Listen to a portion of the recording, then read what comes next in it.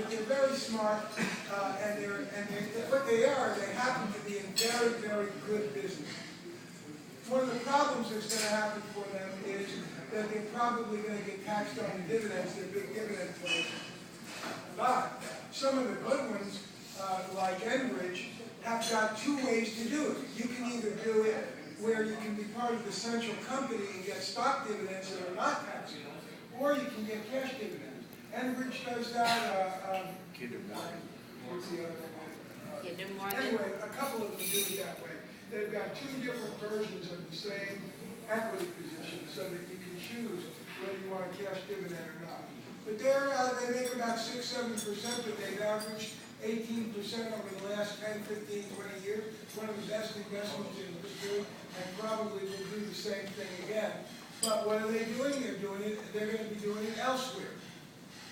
I promised I would tell you about KBR, too. What's KBR doing? Maybe the smartest company in history. What were they doing was they got themselves into that perfect position of supplying the war effort, right? They had some contacts. George Shultz, they had Cheney, they had some contacts. So they got themselves into being a supplier of the war effort. They probably did a very good, they're a spin-off from Howard. So, obviously, the war effort is winding down. We are not doing that well at it right now. And so that's not really that great of a business for KBR looking forward. So what are they doing?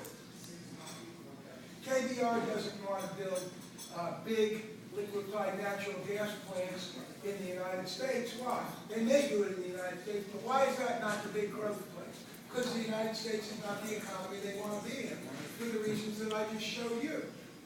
So what are they doing? They're taking the capital that they're making by the war effort, and they're investing it in building liquefied natural gas plants in Australia.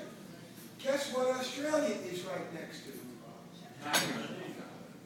To move liquefied natural gas around, you got to have two hulled boats that are gigantic and unbelievably expensive. They're so expensive that they're trying to figure out how to use the natural gas to burn it so to propel the boat. I mean, think about how much trouble that is.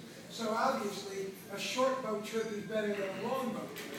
And you're not worried about selling natural gas to you. They're worried about selling it to Chinese people and Indonesian and Filipinos.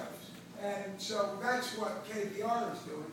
Their stock is not moving yet because nobody's really thinking about it. Everybody's selling it because of the war effort. I think that's what you ought to